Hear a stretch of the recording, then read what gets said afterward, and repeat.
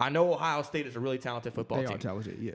What percentage do you give Ohio State of winning this game if Alabama comes out firing on all cylinders? Because I'm not giving them a whole lot. If completely honest, I'm not. If Alabama comes out firing on all cylinders, Najee Harris running the ball the way he's been running the ball. Shouts out Antioch. Yeah, shout out to Antioch. You feel me? Shout out to the Bay Area. If Devontae Smith is doing what he's been doing all season, and if it's true and Jalen Waddle comes back even remotely close to anything that he's what been they're in the saying? past, he's been cleared to practice, so he's back at practice now. Ooh. So if Jalen Waddle comes back anything close to what he was Pull before his ankle injury, I'm giving.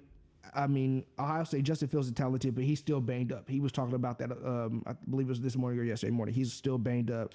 And then with everything they're talking about possibly pushing the date of the championship back because of the COVID issues that Ohio State's going through right now. They can't even practice. Nick right Saban's now. daughter said that it was a cop-out. She got in trouble over that. Yeah, I remember. I seen that. They're saying it's a cop out because the beef. exactly because Justin Fields is banged up. They're saying it's a cop out because they want him to get a little bit healthier. But if Alabama's firing on all cylinders and Jalen Waddle comes back, because I'm a fan of Jalen Waddle. The kid is talented. Yeah, I mean he comes back. People forget about him because Devontae Smith had such a big year, but that dude can play, Jalen man. Waddle can He was the fucking one play. receiver. He can fucking play. So if they're firing on all cylinders and Jalen Waddle comes back, then I give Ohio State. I mean, you always got a puncher's chance to use a boxing term, but I'm giving them a very little shot if, you know what I mean, if Alabama's clicking the way they have been. Because they stormed through Notre Dame. I didn't feel like Notre Dame should have been in the playoffs personally anyway, but they ran through Notre Dame pretty easily. I mean, it's crazy when you think about Alabama as a whole because, like, it feels like every year, you know, I mean, to a bigger extent, it's like the Kentucky effect. They're always getting players. It's like a factory, man, just coming back in. But you can make a case this might be Nick Saban's most talented offensive team. He's always had really good defenses, and he's maybe had like one or two great players. He's had like a Julio Jones, Amari Cooper, obviously Derrick Henry, and Mark Ingram. But I don't think even with Tua, like he had a quarterback like this before. Like, I mean, Mac Jones lost his job like a year ago. He did. Came back, and now he's like a different quarterback. Yeah, he was a Heisman finalist. Yeah, and the one thing about Alabama that really scares me, every time you match up with them, when they move the football, they're not just getting like 2-3 yard gains. They're getting like 8-9 yards per game, man. Yeah. And when you're constantly like having to like adjust to that, where like these receivers are flying all over the place, Exactly. you haven't even thought of the idea that they use Najee Harris, who might be the best running back in college football, like on short yardage situations.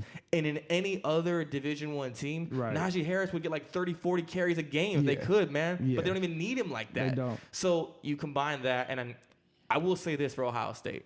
If Ohio State is able defensively to create the turnovers and I guess you could say keep the offense off the field by creating these turnovers, whether it's fumbles, interceptions, they got a puncher's chance. Because the one thing I think they did with Clemson is that they were able to flip the field constantly. Clemson never really could get in a groove like that. But I'm going to tell you right now, like they better be able to block because I told my pops, we were watching the game, I said, if Notre Dame can't block, like the one time Notre Dame gets in trouble always, they can't block. Exactly. And those dudes off that defensive line for Alabama were coming like 100 miles an hour. Yeah, and it was definitely. a damn turnstile, man. They couldn't stop a lick of them. Yeah, definitely. It's going to be interesting because, like you said, the game with Ohio State Clemson, football is a game of field position. You know what I mean? Like, yeah, I mean, if you can always swing the field to your favor, then you're going to have a good chance of winning the game. So, like, but one thing Clemson did good to start the game off with that, you know, and I don't know what if it was Dabo or whose decision it was that they got away from is Ohio State's defense is weak on the perimeter.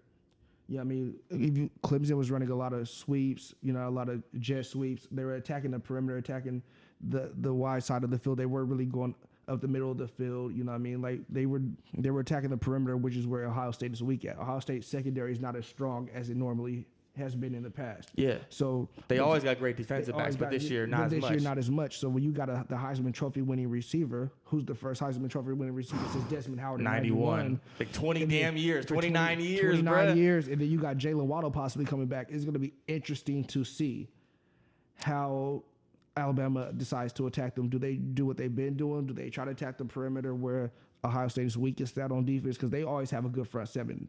They usually have a great secondary. The secondary is very lackluster this year. I would say about Alabama, though, like with that whole Nick Saban's daughter thing, like be careful what you wish for, man. Because like you were tweeting about it on Saturday. Dabo, he was talking junk. He was voting them 11th in the country, man. He got what he wished for. Yep. And it was just like, okay, you're gonna talk that talk. You better back it up. You know what I'm saying? Definitely. Like, especially in 2021, we're all locked down, only got our phones, and everyone sees everything, man. Exactly. Sub question about this. Yeah. If Nick Saban wins this game, I'm gonna keep it real. I think Nick Saban's a great coach. Yeah. But I think there is a certain way that you can conduct yourself of being a nice person and treating the media the right way, as opposed to just like being a jerk to people. Right. I've never liked that. Right. But when you're great, you get away with stuff. You know what I'm saying? Right. It's the reverse thing, the Haskins thing we were talking about in the pilot. When you're great, you can do whatever you want, basically. That's the way the world works. If he wins this game, that's 5+ national championships. Where does he rank as far as like college coaches? Is he number one if he wins this game? COVID year, It's not as many games, but it's not as many games. It's gonna be hard to say that he's not. With his resume at Alabama, Can't deny it. You can't deny it. And people forget about the one he got at LSU before he went to coach the Dolphins. and that team was really good. They had Michael Clayton, who was really a good receiver, man. People forget about that LSU team he won one with before he left to go coach the Dolphins. Spears and all them. Yeah.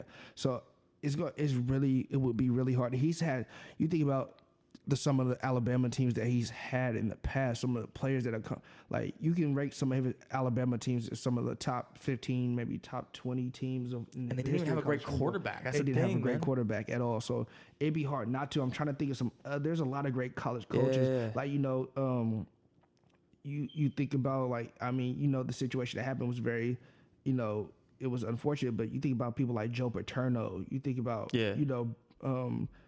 there's people forget Jimmy Johnson was a great coach at Miami before he went to the Cowboys. Bear Bryant built Alabama, and he might be overpassing him. Exactly, Bear Bryant. They'll never admit that, but I mean, statistically, he's getting there. That's a very good question, because I think about some of his just teams as a whole and where they rank in the history of college football, and you can put different Alabama teams on. You would get a list of the top 20 teams in the history of college football. You have Nick Saban. You probably have about 4 or 5 Nick Saban Alabama teams on that list, possibly. Man. You know what I mean? So where would you rank him at?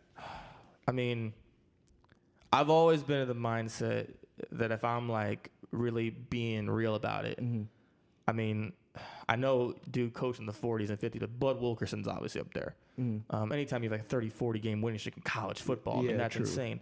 But I would have to put Saban 1, man. I think in the modern, you combine the statistical element, but also you combine the 21st century where recruiting is so hard. Yeah. A dude can switch up on a team just because he likes the jersey colors, or because somebody says we'll give you your own, like, I don't know, free food at the crib, or maybe we slide you a little cash on the table. Right. But he's able to get not only the best players in the country football-wise, but he's able to groom them and polish them for the NFL. Like, if you go on every single NFL team right now, you will find somebody from Alabama. I guarantee you.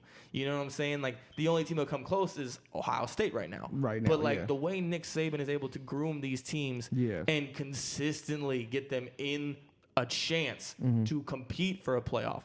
What is it? Last year is the only time they never made the college football playoff in its whole existence. Right. That's unheard of, man. But, I mean, I would have to make him number 1, but, we got to wait and see. But if he wins it, man, he got a good shot at claiming it for himself.